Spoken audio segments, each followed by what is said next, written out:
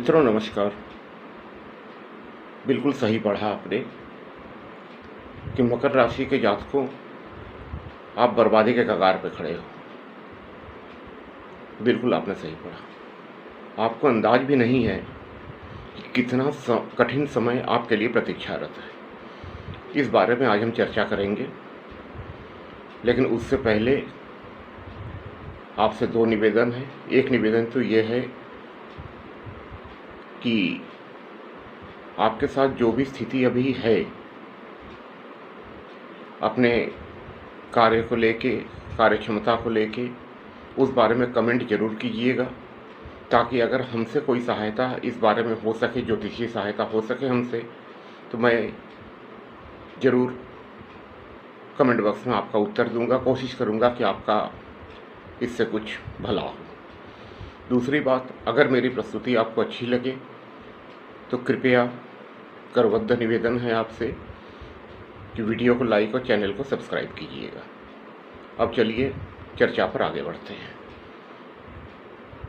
मैंने थंबनेल में ये लिखा कि मकर राशि के जातकों बर्बादी के कगार पर खड़े हैं आप। बिल्कुल ऐसा ही है। कारण मैं बताता हूँ।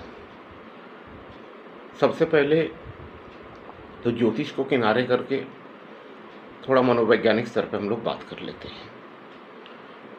देखिए, पिछले 7.5 साल में, खासकर पिछले 5 साल में, जितनी अधिक नकारात्मकता आपने फेस किया है, आपके ऊपर से गुजरी है, मुसीबतों का पहाड़, ये आप ही जानते हैं। इसको बार बार जिक्र करने की, व्याख्या करने की कोई आवश्यकता नहीं है। और खासकर 5 साल आपके लिए बहुत ही कष्टदायक समय था, वो गुजर गया। अब प्रश्न यह है कि अब सुधार क्यों नहीं हो रहा है। नहीं हो रहा है सुधार, बिल्कुल सही बात है। देखिए, पिछले 5 साल में जिस नकारात्मकता से आप गुजरे हैं, वो आपके अंदर इतना निराशा भर दिया है, इतना अकर्मण्यता भर दिया है, इतना अकर्मण्य आप हो गए हैं, और स्वभावतः इस अकर्मण्यता, असफलता ने आपको चिड़चिड़ा बना दिया है। अब की स्थिति यह है कि आप कुछ करना ही नहीं चाहते हैं। जो जातक मुझसे निजी परामर्श लेते हैं, उनमें से भी कई लोग आए, कहीं कुछ नहीं हो रहा है। 7.5 खत्म होने के बाद भी कोई सुधार नहीं हो रहा। नहीं होगा, नहीं होगा सुधार। कारण मैं बताता हूं। ये निराशा के वजह से अब लोग बहाने ढूंढने लगे हैं। ये काम हमसे नहीं होगा, वो काम हमसे नहीं होगा, ये नहीं समझ में आ रहा है, वो नहीं समझ में आ रहा है। भाई, क्या नहीं समझ में आ रहा है? समझ में बस एक ही चीज़ नहीं आ रहा है कि हमें मेहनत नहीं करनी है। आलस्य कूट कूट के पिछले 7.5 साल में भर गया है। उस आलस्य का त्याग हमें नहीं करना है। चमत्कार की आशा है। मित्र, चमत्कार नहीं होगा। बिल्कुल सही बात आप जान लीजिए। चाहे कहीं पर भी आप कुछ भी सुन रहे हो, कुछ भी पढ़ रहे हो कि ये ग्रह अब चमत्कार करने वाले हैं, वो ग्रह अब चमत्कार करने वाला, ऐसा कहीं कुछ नहीं होने वाला है। अब मैं आपको बताता हूं कि पहले पिशाच योग की बात हो रही थी, पिशाच योग खत्म हो जाए। पिशाच योग कभी बना ही नहीं था। इतना अधिक अंशात्मक दूरी पर किसी योग का निर्माण कभी होता ही नहीं, चाहे वो पिशाच योग हो, चाहे वो गजकेसरी हो, चाहे वो बुधादित्य योग हो, चाहे किसी भी ढंग का कोई योग हो। जितना अधिक अंशात्मक दूरी राहुदेव और शनिदेव के बीच में था, इससे कोई भी योग का निर्माण नहीं होता है। दूसरी बात, ग्रहण योग था। सूर्यदेव 14 अप्रैल को अपने उच्च की राशि में प्रवेश कर गए। ग्रहण योग भी खत्म हो गया। यहाँ पर मकर राशि के जातकों के लिए पंचम और नवम भाव के स्वामी, पंचम और दशम भाव के स्वामी शुक्रदेव हैं। जो तृतीय भाव में मीन राशि में वक्री अवस्था में उच्च के थे।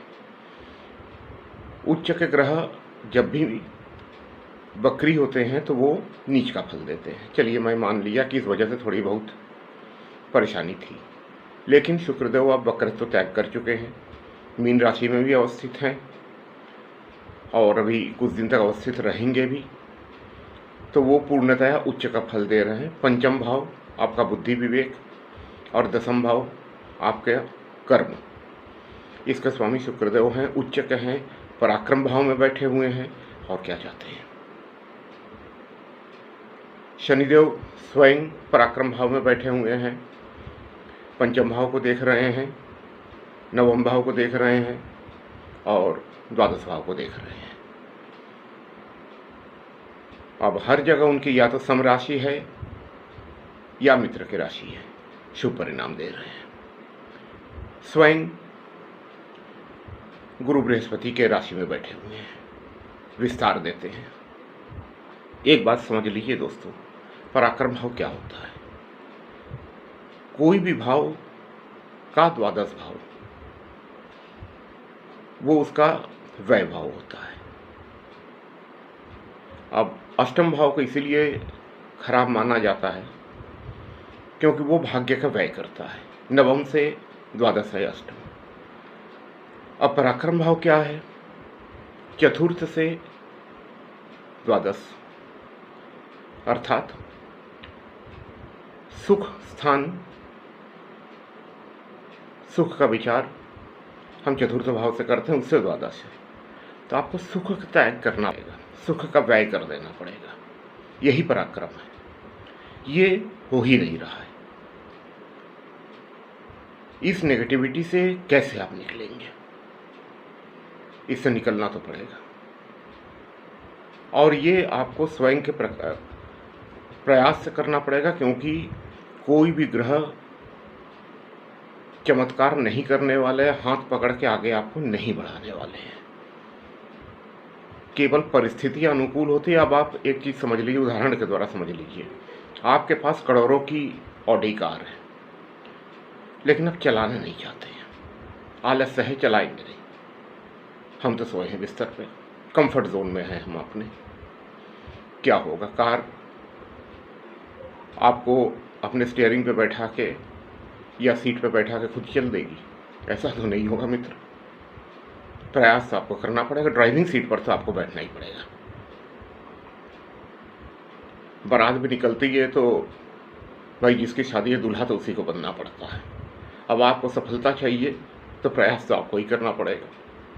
कोई और तो प्रयास करेगा नहीं, कोई ग्रह नहीं प्रयास करेगा। अब ग्रह परिस्थिति दे देती है, प्रयास स्वयं को करना होता है। साढ़े के दौरान जैसे हर काम में विघ्न, बाधा, अवरोध, रुकावट, विलंब, ये सब चल रहा था, सारी स्थितियाँ खत्म हो गई। अब तो शनिदेव देने के लिए तैयार बैठे हैं, बाह पसारे बैठे हैं कि आओ कुछ करो, मैं तो दूंगा ही। भाग्य भाव को देख रहे हैं, भाग्य का साथ मिलेगा और चाहिए क्या? और मैंने क्यों कहा कि आप बर्बादी के कगार पे खड़े हैं, उसका भी कारण सुन लीजिए। शनिदेव हमेशा के लिए पराक्रम भाव में नहीं बैठे रहेंगे। 2.5 साल, मात्र 2.5 साल के लिए आए हैं पराक्रम भाव में। इसके बाद ढैया शुरू हो जाएगी जब वो चतुर्थ भाव में आपके प्रवेश करेंगे। उसके बाद पंचम भाव में प्रवेश करेंगे। शायद आपको पता ना हो, उत्तर भारत की तरफ बहुत ज़्यादा ही प्रचलित भी नहीं है, दक्षिण भारत में बहुत प्रचलित है। पंचम शनि का प्रभाव 7.5 से खराब होता है। 7.5 तो व्यक्ति एक बार झेल ले जाता है, लेकिन पंचम शनि को झेल पाना बहुत दिक्कत का काम है। बहुत ज़्यादा कष्टदायक ये 2.5 साल होता है जब पंचम भाव में शनिदेव रहते हैं। तो इसलिए मित्रों, आपके पास क्या समय बचा? बर्बादी के कगार पर ही खड़े हैं। 2.5 साल, 2.5 साल बाद ढैया शुरू हो जाएगी, चतुर्थ में शनिदेव आ जाएंगे। उसके बाद पंचमस्थ। पंचमस्थ शनि बहुत ही दुष्परिणाम देते हैं मित्रों। मैं बार बार बोल दे रहा हूँ इस चीज़ को, इसको याद रखिएगा। और बात इस चीज़ की है कि आपके पास केवल 2.5 साल है। 2.5 साल के अंदर इतना अधिक खुद को आप आगे बढ़ा लीजिए, इतना अधिक अपनी स्थिति को मजबूत बना लीजिए कि आने वाले 5 सालों का, 2.5 साल के बाद जो 5 साल का एक रफ पीरियड शुरू हो रहा है, उसका बहुत बुरा असर न हो, हम सुरक्षित हो जाएं। क्योंकि पिछले 7.5 सालों में आपने देख ही लिया कि कितने लोगों ने आपका साथ दिया, कितने लोगों ने साथ नहीं दिया, और क्या क्या हुआ ये आप स्वयं जान रहे हैं, मुझे बताने की ज़रूरत नहीं है। तो इसलिए मित्रों, अब जागिए। और दूसरी बात यह है कि अपना उस वक्त को याद कीजिए जो 7.5 साल पहले आप थे। अगर उस समय आपने बहुत कुछ कर लिया, तब क्यों नहीं कर सकते हैं? अब तो बिल्कुल कर सकते हैं। नहीं करने का सवाल कहाँ पैदा होता है? अगर कभी आपने बड़ी बड़ी नदियों को तैर के पार किया है, तो क्या आप तैरना भूल गए हैं? क्या आपका कार्य क्षमता पूरी तरह खत्म हो गई है? नहीं, केवल एक जकड़न है। इस जकड़न से बाहर आइए दोस्तों। समय बीतता चला जा रहा है, ये नुकसान कर रहा है, अब बहुत नुकसान कर रहा है। और इस समय शुक्रदेव की स्थिति बहुत अच्छी है। और दूसरा, मंगलदेव की पूर्ण दृष्टि आपके लगने पे है, वो आपको सक्रिय करेंगे। नीच के है, कोई फर्क नहीं पड़ता, क्योंकि वो अपने उच्च की राशि को देख रहे हैं। इसलिए मित्रों, थोड़ा लग जाइए, थोड़ा सा लग जाइए। और अगर उपाय की बात करें, हनुमान जी की पूजा कीजिए, उनके शरण में रहिए। हनुमान अष्टक, हनुमान चालीसा का नित्य पाठ कीजिए। मंगलवार शनिवार जी का भी दर्शन कीजिए। ये शुभ परिणामदायी होगा, ऊर्जा आपकी बनी रहेगी, और कम से कम ये जो नकारात्मकता से आप ग्रसित हैं, इससे आप बाहर आ जाएंगे। और चलते चलते मित्र, आपको ये वीडियो अच्छी लगी हो, मेरे द्वारा किया गया प्रयास सार्थक हो, तो कृपया वीडियो को लाइक और चैनल को सब्सक्राइब कीजिएगा। आपका समय शुभ हो। आज यहीं तक। नमस्कार। राम राम।